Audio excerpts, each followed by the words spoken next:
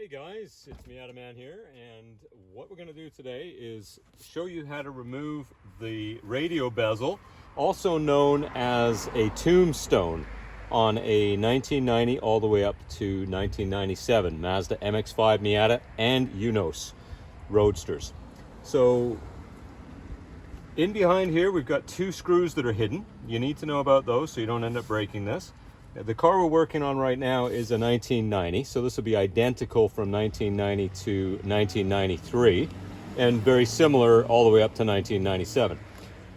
Tools that we'll need are a small screwdriver like this.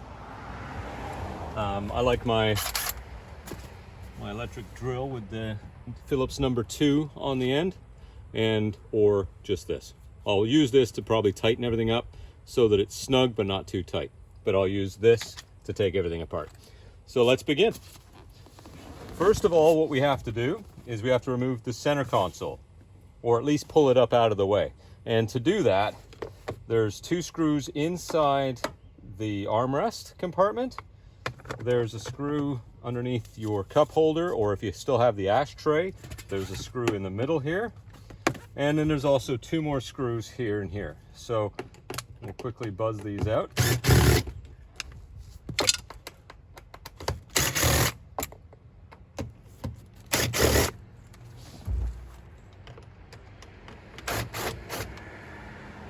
That's what the screws look like.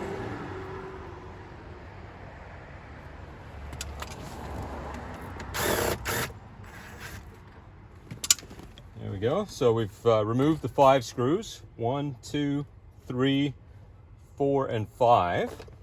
And then we can, now if we want to just move this up and out of the way, what we want to do is just move the stick that way, and then we can just pull it back like that, and we can get access to everything we need to here. If you want to take this up and out of your way altogether, you just have to unscrew the shift knob. Now some of these shift knobs are on very tight, so if that's the case and you're having a hard time getting it off, get yourself some gardening gloves with the rubber on them, and then you can get a much better grip on it, and that sometimes helps to get them off. Okay, so now that's removed, we can move this out of the way. You can get a better look. That's where the other 2 screws go in there, and the ones on the sides are here. And then there's a little clip here, and that, what that wire does there is it goes to the light that's in here. So if you have the factory ashtray still, there's a little green light that comes on when you turn your lights on. That's the power that goes to the tiny bulb that's in there. Okay, so now we've gotten that far. Sometimes there's a Phillips number 2 screw right here, in there. And what I'll do is I'll bring you in for a close-up in a little bit here after I get this apart and show you. But so there's sometimes one there you got to know about.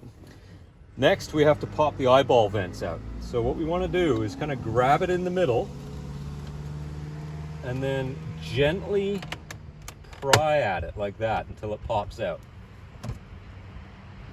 And what holds these in is there's a little channel here on each side. So there's a little clips in here that grab on, and that's what holds it. So when we pry it out, those clips pop out, and that's the snap that you hear. I'll show you on this one. So I'm going to grab it in the center, pull it a little, and then pry it in a couple of different spots until it pops out. There we go. Now that that's out, we can go after the 2 screws that are in here. And what I'm going to do is I'm going to bring you in closer so you can have a better look.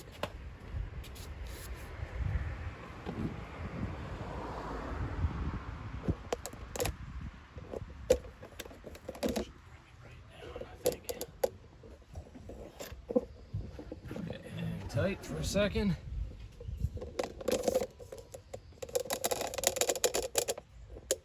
There we go. That's a little bit better. So now that we've got the rest of it out of the way, what we're going to do is we're going to go in. You can see the angle I'm on. That's where that screw is. And then gently just remove those. Same thing. It's the same as all the other screws that hold stuff together on these cars. It's a Phillips number 2.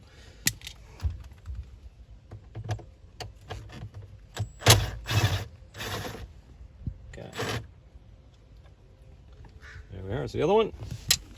Now that those are out, now it's all clips. So we want to gently reach in. One of those clips is already gone or missing because it's pretty loose there. There we go. So we unclip that, and then we have to disconnect the hazard and headlight switch. And I'll show you what that looks like in a second. So that's the plug there. For the hazard and headlight switch, there's a little button on there that you push that releases it. And that plugs right in the back here. And there's usually a clip here and another one there, and there's sometimes one down here as well. But this has been apart a bunch of times over the years by the looks of things. And that is how you take it apart. Now, when you're putting it back together, please don't over tighten the screws, especially the ones that are on the sides here. Because when you tighten those up too much, it pulls this in like that. And this is pretty tough. The center console itself is quite bendy. It's not brittle. This, on the other hand, the radio bezel, or tombstone as people like to call it, is very brittle. And those screws actually travel through this part here and into the metal bracket that's here. So if you over tighten those screws on the edge of the center console, it'll put pressure on the radio bezel. And on these ones in particular, it'll crack across here and around in here as well. And then you'll be buying yourself a new one of these. So just snug those up. There you go, guys. I hope that helps you out.